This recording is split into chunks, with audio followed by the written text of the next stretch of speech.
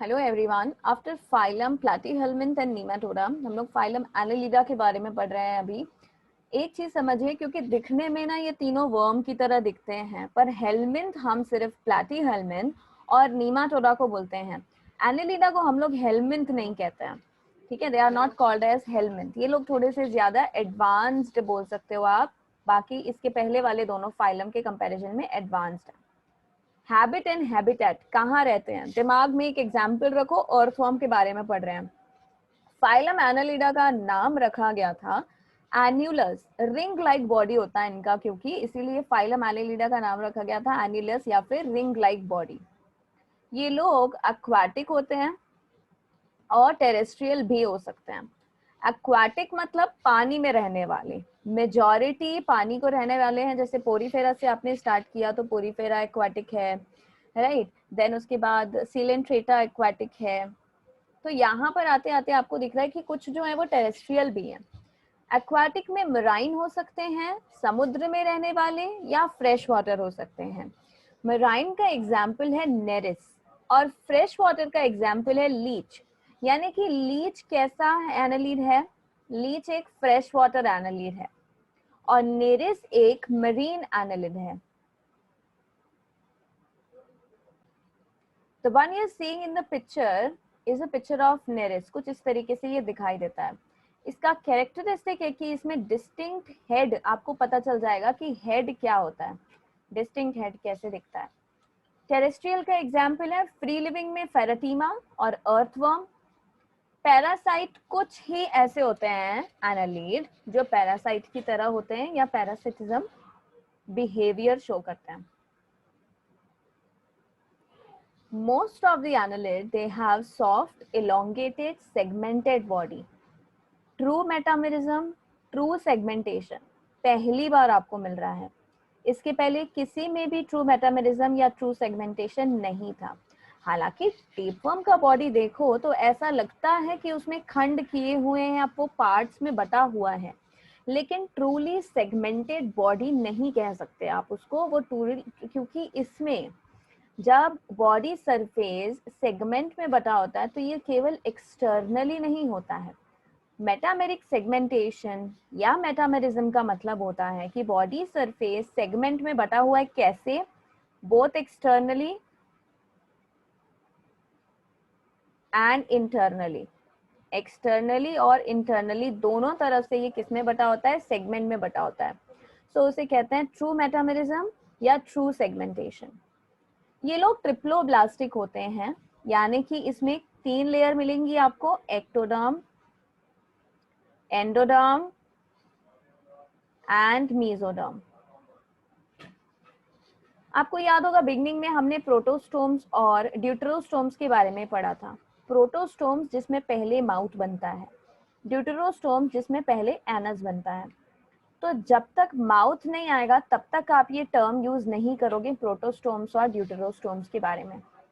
अब मैं यहाँ पर आपको रिमाइंड करवाऊं, आपने इसके पहले कौन से फाइलम पढ़े हैं? पोरीफेरा, सीलेंट्रेटा, टीनोफोरा,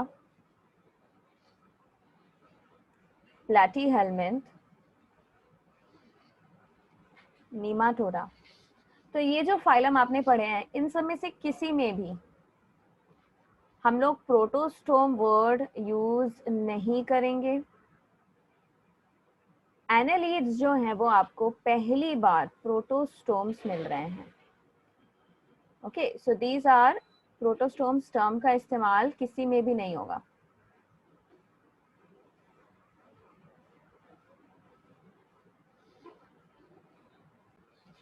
लेकिन क्योंकि अब माउथ आ गया है प्लैटीहेल्मिन्थ और नीमाटोडा के बाद, आप इनको बोल सकते हो कि ये लोग प्रोटोस्टोम्स हैं। They are protostomes, they can be called as protostomes. Coelom के बारे में अब डिस्टिंग्विश करेंगे। देखिए ये चीज ध्यान रखना, प्रोटोस्टोम्स कहाँ से बोल सकते हो आप? फ्लैट वर्म को बोल सकते हो प्रोटोस्टोम है, राउंड वर्म्स को बोल सकते हो प्रोटोस्टोम है, एनालिडा को बोल सकते हो प्रोटोस्टोम है। ये बाइलेटरल सिमेट्री दिखाता है, सॉफ्ट इलोंगेटेड सेगमेंटेड बॉडी है। Let us talk about body wall. सबसे बाहर प्रेजेंट होता है cuticle which is moist and thin. क्योंकि इसका फंक्शन है ये डिफ्यूजन अलाउ करने वाला है, गैसियस एक्सचेंज अलाउ करने वाला है। इसके बाद प्रेजेंट होती है एपिडर्मिस की layer. Then muscles are present for locomotion. Locomotion के लिए मसल्स प्रेजेंट होते हैं, वो लॉन्गिट्यूडनल मसल्स हो सकते हैं या फिर सर्कुलर मसल्स हो सकते हैं। Both are present, longitudinal circular, longitudinal और सर्कुलर नहीं है, लॉन्गिट्यूडनल एंड सर्कुलर है। लोकोमोशन कैसे होता है देखो, सबसे पहला तो ये मसल्स मदद करते हैं लोकोमोशन में। उसके बाद बॉडी पर एस शेप सीटे प्रेजेंट होते हैं। I will explain that. Earthworm की बॉडी है जैसे, उस पे माइन्यूट ऐसे स्ट्रक्चर्स होते हैं, छोटे छोटे S shaped hair like structures. ये जो छोटे छोटे S shaped hair like structures होते हैं इनको कहते हैं सीटे। सीटे कैसे हैं? They are S shape, so S shape setae are present. ये बने होते हैं काइटिन के, तो इन्हें कहते हैं काइटिना सीटे हैं। फॉर एग्जाम्पल ये मिलते हैं अर्थवर्म में। तीसरा चीज जो लोकोमोशन के लिए प्रेजेंट होता है दैट इज पैरापोडिया। ये नेरिस में पाया जाता है। पैरापोडिया मस्क्यूलर अपेंडेजेस हैं। मस्क्यूलर यानी कि ये हाथ पैर की तरह मसल्स के बने हुए होते हैं, जैसे हमारे हाथ पैर की तरह काम करता है वैसे ही काम करते हैं, जो आप यहाँ पे फोटो में देख रहे हो। These are muscular appendages और पैरापोडिया। तो ये स्विमिंग में हेल्प करते हैं। जैसे ये एक सेगमेंट है, एक सेगमेंट पर ऐसे मस्कुलर अपेंडेज पैरापोडिया प्रेजेंट होता है, पेयर में है, और उसके ऊपर ऐसे सीटे प्रेजेंट है नेरिस में। अर्थवर्म में पैरापोडिया नहीं है। And it is helpful in swimming. Nereis क्योंकि एक्वाटिक एनालिड है तो ये स्विमिंग में मदद करता है उसको। नेक्स्ट प्रॉपर्टी देखिए, सर्कुलेटरी सिस्टम के बारे में बता रही हूँ मैं आपको। ये लोगों में सर्कुलेशन कैसा मिलता है? Closed circulation. क्लोज्ड सर्कुलेशन का मतलब है कि ब्लड जो है वो ब्लड वेसल्स के अंदर फ्लो करता है। इन लोगों के पास हार्ट भी प्रेजेंट होता है। मैम लेकिन हमारा हार्ट और इनका हार्ट क्या सेम है? बिल्कुल भी सेम नहीं है। इनके पास ट्रू हार्ट नहीं होता है, बस ये है ना कि इनकी जो ब्लड वेसल होती है वो ऐसे बीच बीच में एनलार्ज हो जाती है, तो कहते हैं कि इनके पास हार्ट प्रेजेंट है। और एनलार्ज हो जाती है बार बार, मतलब कि एक से ज्यादा हार्ट होते हैं इनके पास। So blood flows inside blood vessels known as closed circulation. They have heart present. Heart present होने का मतलब जो blood vessels हैं वो heart के तौर पर enlarged होके present होती हैं। Blood कैसा है? Red, क्योंकि इनके पास respiratory pigment होता है जो hemoglobin की तरह है। Except leech. लीच में ओपन सर्कुलेटरी सिस्टम होता है। जो खून पी रहा है ना, उसके पास ओपन सर्कुलेटरी, उसको जो खून पी रहा है उसके पास खून रखने की जगह नहीं है, तो वहां पर ब्लड वेसल्स में फ्लो नहीं करता। कहाँ फ्लो करता है? ओपन कैविटी या साइनस में फ्लो करता है ना। तो बेसिस ऑफ क्लासिफिकेशन में मैं आपको एक नोट पॉइंट यहाँ पर ऐड करा देती हूँ। सर्कुलेशन दो प्रकार का होता है, ओपन हो सकता है या क्लोज्ड हो सकता है। सो ओपन सर्कुलेशन का मतलब होता है ब्लड जो है वो ब्लड वेसल में फ्लो नहीं करता, ब्लड फ्लोज इन कैविटी और साइनस। क्लोज्ड का मतलब blood flows in blood vessels. Blood कहाँ फ्लो करता है? ब्लड वेसल्स में फ्लो करता है। सो ओपन और क्लोज सर्कुलेशन कुछ इस तरीके से। एनालिड में आपको इसमें से क्या मिल रहा है? क्लोज्ड सर्कुलेशन, सॉरी, लेकिन लीच जो है, जो ब्लड सकिंग एनिमल है, उसमें ओपन है एनालिड। और लीच यहाँ पर एक एग्जाम्पल है या एक्सेप्शन बोल सकते हो आप। सैंग्विवोरस होता है ये।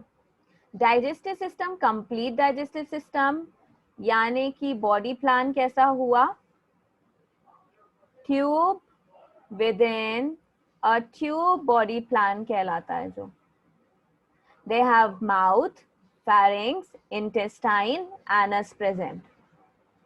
डाइजेशन कहाँ पर होता है? कैविटी में होता है, जिसे कहते हैं extra cellular digestion.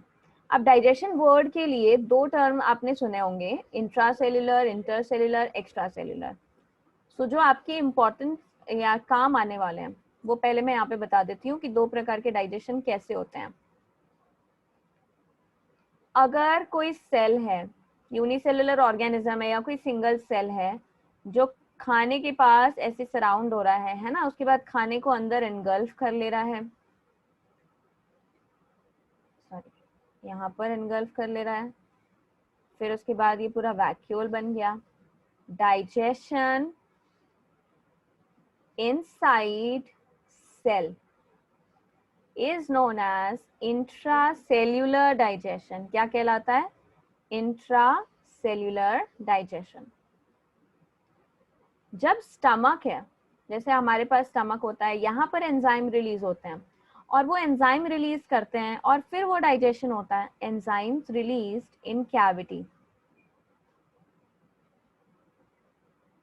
For digestion. Such a digestion is known as extracellular digestion। So जब से इंटेस्टाइन आया, जब भी पहली बार आया इंटेस्टाइन और डाइजेशन वहां पर चालू हुआ, तो वो डाइजेशन है एक्स्ट्रा सेल्यूलर। इंट्रासेल्यूलर मतलब मेजॉरिटी जो सिंगल सेल्यूलर ऑर्गेनिजम्स होते हैं उनमें पाया जाता है। सीलेंट्रेट में भी आपने देखी थी कैविटी मिलती है, तो सीलेंट्रेट में एक्स्ट्रा सेल्यूलर डाइजेशन मिलता है। लेकिन सीलेंट्रेट में ना इंट्रासेल्यूलर डाइजेशन भी मिलता है। कैसे मिलता है? उनके पास नीरोब्लास्ट थे जिन्होंने स्टिंग अपना बाहर की तरफ मारा और उस स्टिंग की वजह से जो भी इनका प्रीडेटर था, है ना, उस पे टॉक्सिन चला गया। So toxin is spread on the body of, sorry predator लिख दिया मैंने, प्रे को। प्रीडेटर तो यही लोग हो गए ना, जो खा रहे हैं उसको प्रे कहते हैं ना। हम लोग प्रीडेटर हैं, हम खा रहे हैं, जो चीज को खा रहे हैं उसको कहते हैं prey. So toxin is spread on prey by the predator. वहां पर वो बेहोश हो गया। अब मान लो कि वो बेचारा बहुत ही दिल का कमजोर था, just to help you memorise, not exactly दिल का कमजोर था। तो अब वो मान लो कि वहीं पर मर भी गया। अब क्या करेंगे ये लोग? सीधा उसको एनगल्फ कर लेंगे, ठीक है। लेकिन क्या बाहर डाइजेशन हुआ? नहीं, बाहर डाइजेशन नहीं हुआ। समझ रहे हो? बाहर डाइजेशन नहीं हुआ। तो इस समय डाइजेशन कहाँ पर होगा? सेल के अंदर जाएगा और यहाँ पर डाइजेशन होगा, जिसे कहते हैं intracellular digestion. Digestion inside the cell. कौन सा सेल? नीडोब्लास्ट या स्टिंगिंग सेल। और एक्स्ट्रा सेल्युलर डाइजेशन मतलब डाइजेशन जो है वो कैविटी में हो।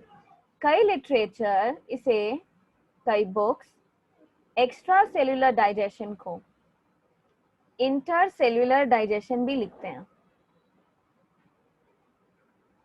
पूरे तरीके से सब लोग नहीं मानते इस टर्म को। इंटरसेल्युलर डाइजेशन लिखने का मतलब होता है कि दो सेल के आपस में कोई चीज हो रही होगी, तो क्योंकि सेल के बाहर है तब इसको कह देते हैं कि ये इंटरसेल्युलर डाइजेशन है, but it is actually extra cellular digestion.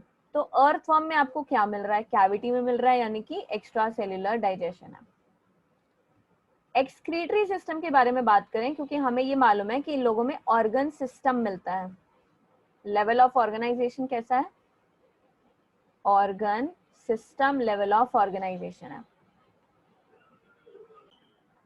So about excretory system, इन लोगों के पास कंप्लीट एक्सक्रीटरी सिस्टम है। और ये एक्सक्रीटरी सिस्टम के लिए मेन एक्सक्रीटरी ऑर्गन क्या होता है? देखिए, अच्छा कई लोगों को यहाँ पर डाउट रहता है, तो मैं इसमें बता दूं यहाँ पर, एक सेकेंड। इजेशन क्या है और एक्सक्रीशन क्या है? इजेशन का मतलब होता है removal of undigested food, removal of undigested food through anus. कौन हेल्प करता है उसमें? एनस हेल्प करता है अनडाइजेस्टेड फूड को रिमूव करने के लिए, ठीक है। उसके लिए जो पोर है उसको कहते हैं anus.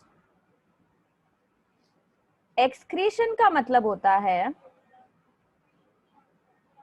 Removal of nitrogenous waste. अब वो nitrogenous waste majority time ammonia हो सकता है अगर एक्वाटिक है, यूरिया हो सकता है, या यूरिक एसिड हो सकता है। अब ये जो एक्सक्रीशन को रिमूव किया जाएगा, ये जो लोअर लेवल ऑफ एनिमल्स है उनमें क्लोएका के द्वारा होता है। यूरिन पास आउट करने के लिए जो कॉमन जो पोर होता है उसे कहते हैं क्लोएका, या मैं इसको अलग से नोट पॉइंट पे लिख देती हूँ, एक मिनट। एक्सक्रीशन समझ में आ गया आपको? एक्सक्रीशन और इजेशन में क्या डिफरेंस है? क्लोएका क्लोएका एक कॉमन पोर है for urine and male gametes. तो इसीलिए इसको यूरिनोजेनाइटल पोर भी कहते हैं। अब किसी में अगर क्लोएका नहीं है या रिप्रोडक्टिव सिस्टम प्रॉपर डेवलप नहीं है तो वहां पर एक्सक्रीटरी पोर ये काम करता है। थ्रू एक्सक्रीटरी पोर और cloaca is going to help in this same thing, egestion और excretion। ये दोनों में डिफरेंस समझिए। कई बार लोग क्या है एक्सक्रीशन और इजेशन में बड़ा मिक्सअप कर देते हैं। आप सोचो डाइजेस्टिव सिस्टम का जो वेस्ट है वो एनस की तरह बाहर जाता है, वो इजेशन कहलाता है। और जो आपने जो भी सांस लिया उसके बाद हर सेल में जो कचरा बनता है वो एक्सक्रीशन के वेस्ट में जाता है।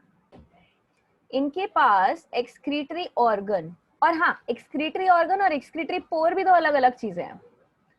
जैसे हमारे पास एक्सक्रीटरी ऑर्गन के तौर पे क्या है हमारी बॉडी में, यहाँ पे लिख रही हूँ मैं, excretory organ in human is kidney. यानी कि excretory organ is the organ that helps to eliminate nitrogenous waste, वो ऑर्गन जो नाइट्रोजनस वेस्ट को एलिमिनेट करने में मदद करता है, बना के भेजने में या जो भी। तो ह्यूमन में क्या है एक्सक्रीटरी ऑर्गन, किडनी। यहाँ पर एक्सक्रीटरी ऑर्गन क्या है, नेफ्रीडिया। एक्सक्रीशन के लिए कौन सा ऑर्गन प्रेजेंट होता है उसको कहते हैं नेफ्रीडिया। ये एक्सक्रीशन भी करता है और ऑस्मो रेगुलेशन भी करता है। एक्सक्रीशन का मतलब होता है removal of nitrogenous waste. Osmoregulation का क्या मतलब होता है, removal of nitrogenous waste. Osmoregulation का मतलब होता है maintenance of water and ions in body. Body में वाटर और आयंस का बैलेंस बनाने का काम करने वाले को कहते हैं कि ये ऑस्मो रेगुलेशन कर रहा है, ऑस्मोसिस को रेगुलेट कर रहा है। पानी आने देना है या नहीं आने देना है, जाने देना है, रोकना है, क्या करना है ना, कितना पानी रखना है। तो वो काम कौन करता है, ऑस्मो रेगुलेशन का काम कौन करता है, उसे कहते हैं नेफ्रीडिया। बहुत सारे टाइप के नेफ्रीडिया होते हैं अर्थवर्म में। नर्वस सिस्टम इनके पास वेल डेवलप्ड है। देखिए जरा नर्वस सिस्टम किस तरीके से होता है। इनके पास एक नर्व रिंग होती है, नर्व रिंग को ब्रेन कहते हैं, और ये पेयर्ड होती है, यानी कि दो होते हैं इसलिए कहते हैं पेयर्ड गैंग्लिया। और ये एंटीरियर साइड पर प्रेजेंट है। कहाँ पर प्रेजेंट होता है बॉडी में, एंटीरियर साइड पर प्रेजेंट होता है, सामने की तरफ। फिर उसके बाद एक नर्व कॉर्ड होती है। जितने भी नॉन कॉर्डेट में नर्व कॉर्ड होगी वो हमारे नर्व कॉर्ड के ऑपोजिट होती है। जैसे हमारे पास नर्व कॉर्ड कहाँ पर है, पीछे, स्पाइनल कॉर्ड पीछे है ना, पीछे मतलब डॉर्सल। इन लोगों के पास उल्टा है, कहाँ पर है, वेंट्रल। तो इनका नर्व कॉर्ड किधर है, वेंट्रल साइड पर है, दो है। So double ventral nerve cord होता है। कैसा होता है, डबल वेंट्रल नर्व कॉर्ड होता है। तो नर्वस सिस्टम काफी ज्यादा इन लोगों का वेल डेवलप्ड है, जैसे कि हम लोग देख रहे हैं। रेस्पिरेशन कैसे होता है, स्किन के द्वारा होता है। स्किन गैसेस एक्सचेंज के लिए होती है, इसीलिए तो स्किन मॉइस्ट थी, गैसेस का आना जाना अलाउ कर रही है। Skeleton, hydrostatic skeleton due to body fluid और सीलोम और सीलोमिक फ्लूइड। इनके पास स्केलेटन कैसा होता है, हाइड्रोस्टैटिक स्केलेटन होता है। बॉडी फ्लूइड की वजह से ये स्केलेटन कैसा रहता है, रिजिड रहता है एकदम, उसी को कहते हैं हाइड्रोस्टैटिक स्केलेटन है। अब देखिए रिप्रोडक्टिव सिस्टम। एक मिनट, रिप्रोडक्टिव सिस्टम बताने के पहले मैं आपको कुछ जनरल इंट्रोडक्शन दे देती हूँ यहाँ पर, फिर लिखिएगा उस चीज को। And don't just mug up and copy everything, ये बात का ध्यान रखो। जब भी आप चीजें लिख रहे हो कोशिश करो कि समझ में आ रही है कि नहीं, और जब समझ में नहीं आ रहा होता है तो एक छोटा सा एग्जाम्पल बगल में लिख के या कुछ ट्रिक बना के याद कर लिया करो, हिंदी में लिख लिया करो। रिप्रोडक्शन में सबसे पहली चीज जो आपको समझनी है वो है सेक्सुअलिटी ऑफ ऑर्गेनिजम्स। ऑर्गेनिजम्स में सेक्सुअलिटी दो प्रकार से मिलती है, बाइसेक्सुअल और यूनिसेक्सुअल। बाइसेक्सुअल और यूनिसेक्सुअल जब हम लोग लिखते हैं तो कई बार ना इधर का उधर लग के आ जाते हैं, तो कॉपी करते समय भी थोड़ा देख कर कॉपी करना, सही लिख रहे हो कि नहीं। बाइसेक्सुअल मतलब both sexes in one body. How I remember this, अब मेरा दिमाग तुम लोगों से कोई ज्यादा अलग लेवल का तो दिमाग है नहीं कि मुझे सब चीजें अपने आप याद हो जाती हैं, ट्रिक बनानी पड़ती है। तो ट्रिक ये है कि दोनों मत याद करो, एक याद करो। ये मत याद करो कि बाइसेक्सुअल और यूनिसेक्सुअल क्या होता है, सिर्फ ये याद करो कि बाइसेक्सुअल क्या होता है। तो बाइसेक्सुअल का मतलब होता है both the sexes are present in body, means sexes not separate. मतलब एक पुरुष और एक स्त्री अलग अलग नहीं है, ये तो महापुरुष हैं। बाइसेक्सुअल को और क्या बोल सकते हो आप, हर्माफ्रोडाइट। तो यूनिसेक्सुअल का मतलब both sexes in different body, you can say that sexes are separate. Okay, unisexual bisexual के लिए एक और टर्म यूज किया जाता है, यूनि मतलब एक, ठीक है, तो यूनि के साथ मोनो नहीं आएगा, डायोशियस। और बाइसेक्सुअल की जगह दूसरा आता है मोनोइशियस।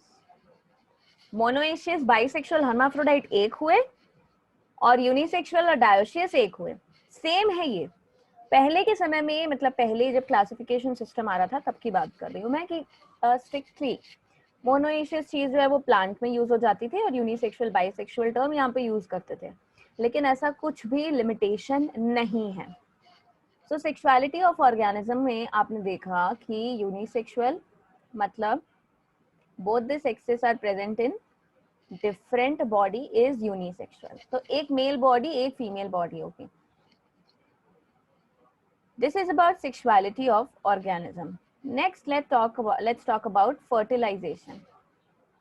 फर्टिलाइजेशन को दो तरीके से समझ सकते हैं हम लोग, self fertilisation, cross fertilisation, internal और एक्सटर्नल। समझो इस बात को कि जरूरी नहीं है कि जो बाइसेक्सुअल होगा उसमें हमेशा तुमको सेल्फ फर्टिलाइजेशन ही मिले। कुछ क्लियर कट ऐसा रूल नहीं होता है, मेमोराइज कर लो इस बात को।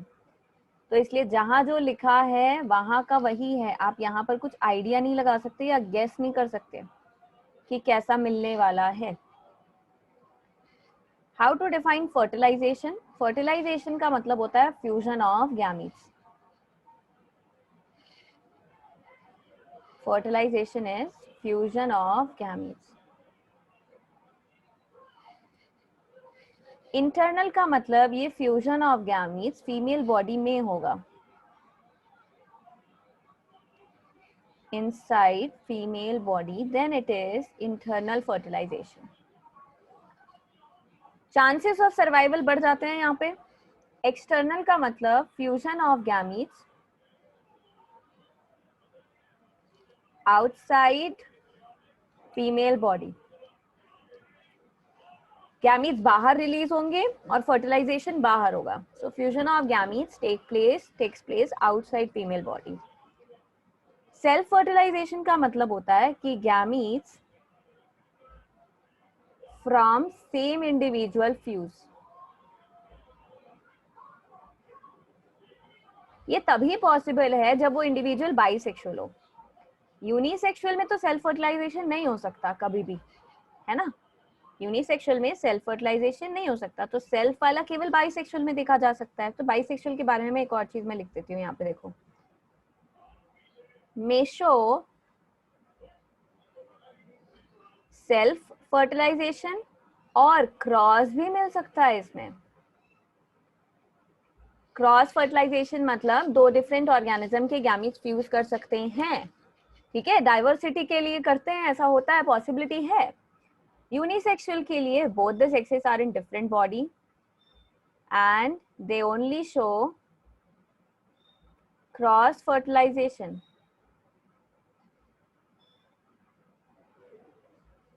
ठीक है, क्रॉस फर्टिलाइजेशन का क्या मतलब होता है, gametes from different organism or individual fuse. This is cross fertilisation. तो आपने देखा सेक्सुअलिटी के बारे में, फर्टिलाइजेशन के बारे में. तीसरी चीज है डेवलपमेंट के बारे में.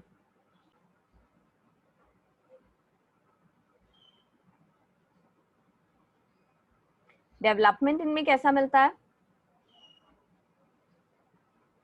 डायरेक्ट डेवलपमेंट हो सकता है या इनडायरेक्ट डेवलपमेंट हो सकता है. डायरेक्ट डेवलपमेंट का मतलब होता है डेवलपमेंट विदाउट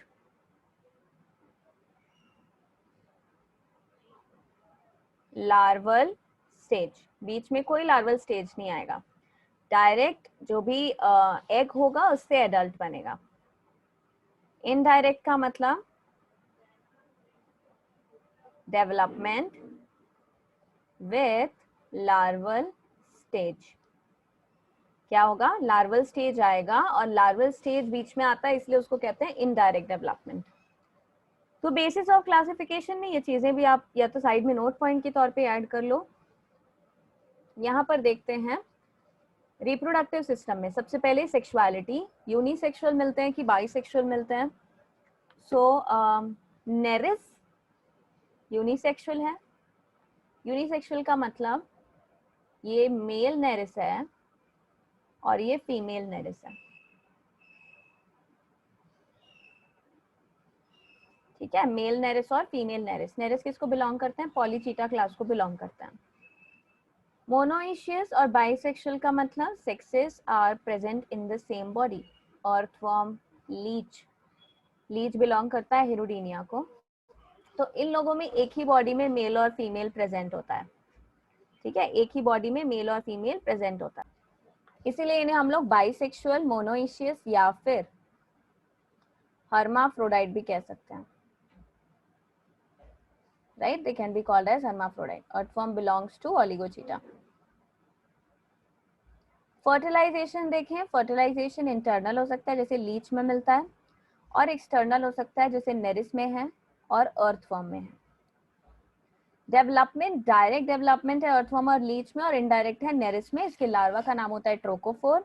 और एक और एग्जाम्पल है पॉलीगॉर्डियस, इसमें भी इनडायरेक्ट डेवलपमेंट मिलता है. लीच के बारे में बात करते हैं. ये एक ब्लड सकिंग एनिमल है. ब्लड सकिंग एनिमल का मतलब उसे सैंग्विवोरस भी कहते हैं. Sometimes also not sometimes, it can also be written as blood parasite. Anticoagulant hirudin present होता है इसकी सलाइवा में, ताकि ब्लड सक करे तो मर नहीं जाए ना, ब्लड क्लॉट मत हो जाए उसकी बॉडी में जाके, तो उसको क्लॉट होने से बचाना है. इसके पास फिक्स नंबर ऑफ सेगमेंट्स होते हैं.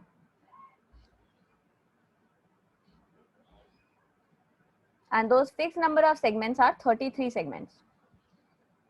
इनके स्किन पर, स्किन के जस्ट अंदर में, मतलब एपिडर्मिस में, एक स्पेशल मेसोडर्म से डिराइव किया हुआ बोट्राइडल टिश्यू प्रेजेंट होता है, जो एडिपोज टिश्यू का मॉडिफाइड फॉर्म है, जिसका काम होता है फैट को स्टोर करना और एक्सक्रीशन के लिए रिस्पॉन्सिबल होता है. क्लासिफिकेशन ऑफ एनालिडा 4 क्लासेस में क्लासिफाई किया गया है. पॉलीचीटा, ओलिगोचीटा, हिरुडीनिया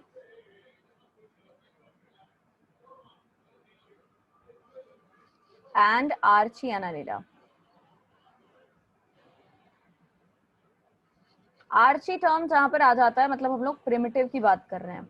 ठीक है, जो प्रिमिटिव होता है उसके लिए टर्म लगाया जाता है, जैसे आर्ची बैक्टीरिया है, ये होते हैं primitive bacteria. On the basis of following characters हम लोग एनालिडा का क्लासिफिकेशन पढ़ेंगे. Habitat, civilisation, locomotion, clitellum, sexuality, fertilisation and development. Before talking about this, let's see what is clitellum. Clitellum क्या है? बाकी टर्म से तो आप फेमिलियर हो. तो अर्थवर्म में जब आप देखोगे तो इनकी बॉडी ना कुछ इस तरीके से सेगमेंटेड होती है. ओके, स्किन जो है एक्सटर्नली इंटरनली पूरी तरीके से सेगमेंटेड होती है, बट कुछ सेगमेंट फ्यूज हो जाते हैं आपस में. और ये लोग ना कोकून सिक्रीट करते हैं. ऐसे फ्यूज हो गए। क्लाइटेलम क्या है? Fused segments that secrete cocoon. क्या करते हैं, इनका काम क्या होता है? Cocoon secretion. ये क्लाइटेलम के प्रेजेंस और एब्सेंस के बेसिस पे भी हम लोग क्लासिफिकेशन को अभी देखेंगे। आर्ची एनालिडा मतलब प्रिमिटिव एनालिडा। कहाँ पाया जाता है ये? पॉलीगॉर्डियस इसका एग्जाम्पल है। सिफिलाइजेशन का मतलब होता है distinct head, so cephalisation absent है, cephalisation is absent. Then habitat की बात करते हैं, they are mostly sea water या फिर मरीन हैबिटेट। लोकोमोशन के लिए इनके पास क्या प्रेजेंट होता है? सीटे या पैरापोडिया? इन लोगों के पास लोकोमोशन के लिए सीटे नहीं है, पैरापोडिया नहीं है, बट मसल्स प्रेजेंट होते हैं जो लोकोमोशन में हेल्प करते हैं। क्लाइटेलम एब्सेंट है। क्लाइटेलम क्या है? Fused segment. तो क्लाइटेलम इन लोगों के पास एब्सेंट होता है, मतलब कि कभी भी प्रेजेंट नहीं होता है। Sexuality, they are unisexual. Fertilisation इन लोगों में कहाँ मिलता है? पॉलीगॉडियस में। एक्सटर्नल फर्टिलाइजेशन यानी outside the body, and development is indirect through larva. Larva के द्वारा होता है। एग्जाम्पल देखिए, पॉलीगॉर्डियस। पॉलीगॉर्डियस एक ऑर्गेनिज्म है एनालिड का, जिसको कनेक्टिंग लिंक भी माना जाता है। कनेक्टिंग लिंक माना जाता है between Annelida and Mollusca. Annelida और मोलस्का के बीच में इन्हें कनेक्टिंग लिंक माना जाता है। What exactly do we understand by connecting link? इसको मैं एक्सप्लेन करती हूँ यहाँ पे।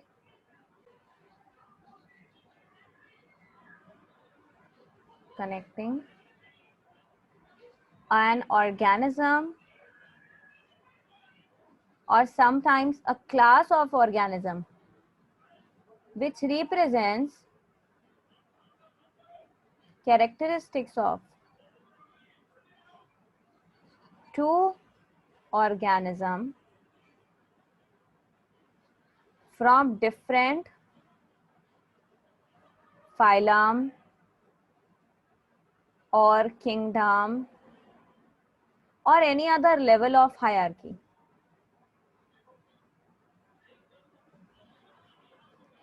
Then they are known as connecting link. जैसे इस समय हम लोग पॉलीगॉडियस को कह रहे हैं क्योंकि उसमें कुछ कैरेक्टरिस्टिक्स एनालिडा के हैं, तो कुछ कैरेक्टरिस्टिक उनके पास मोलस्का के हैं।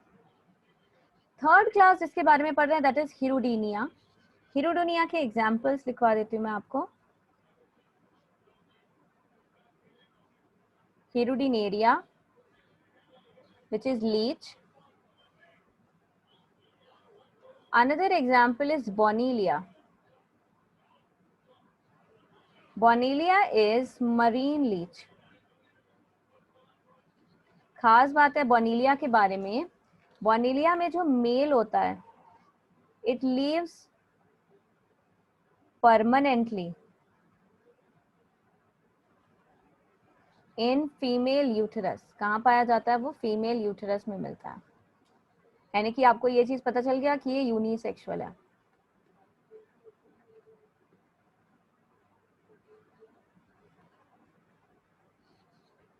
So this is one example, Hirudineria, leech, Bonilia.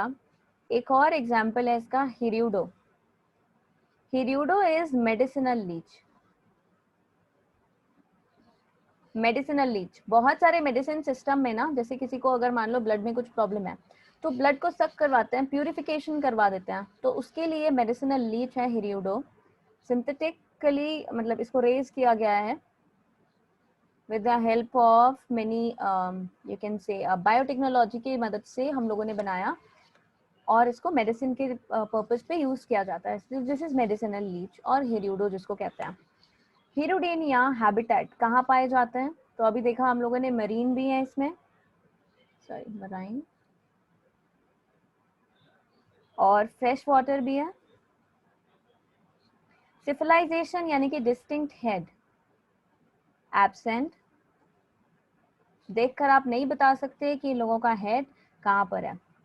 Locomotion के लिए पैरापोडिया नहीं है, सीठे नहीं है, क्योंकि ये लोग ब्लड सक करते हैं। They have suckers at both ends, दोनों ही किनारों पर इनके पास सकर्स प्रेजेंट होते हैं। क्लाइटेलम प्रेजेंट होता है केवल ब्रीडिंग सीजन में, यानी temporary, present only in breeding season. Left side पे मैंने कैरेक्टरिस्टिक लिखा है जिसके बेसिस पे यहाँ मैं आपको इनके कैरेक्टरिस्टिक्स बता रही हूँ। देन सेक्सुअलिटी, मतलब ये यूनिसेक्सुअल है कि बाइसेक्सुअल है। सो दे आर बाइसेक्सुअल। समझ के बैठो कि पैरासाइट्स मेजॉरिटी बाइसेक्सुअल नेचर की होती है। फर्टिलाइजेशन इनमें कहाँ मिलता है? इंटरनल फर्टिलाइजेशन है। And development, no larva means direct development. This is what you know about Hirudinea. Next इसके बारे में बात कर रहे हैं, दैट इज ओलिगोचीटा। ओलिगो का मतलब मेनी, चीटा का मतलब सीटे। सो ओलिगोचीटा मेनी सीटे आर प्रेजेंट। एग्जाम्पल है इसके अर्थवॉर्म। देखिए क्या क्या है अर्थवॉर्म। फेरेटीमा, लुम्ब्रिकस, मेगास्कोलेक्स, द्रविड़ा, एक और है,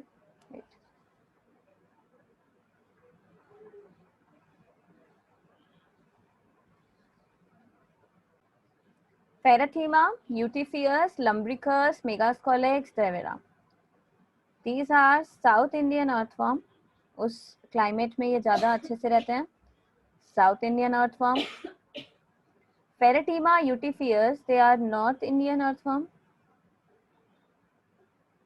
अब बड़े सारे लोग पहले से ही बोल दे रहे Lumbricus जो है वो मिडिल इंडियन होगा, नहीं है, दिस इज यूरोपियन earthworm. तो these are certain examples of earthworms. Earthworms में habitat कहाँ पाए जाते हैं?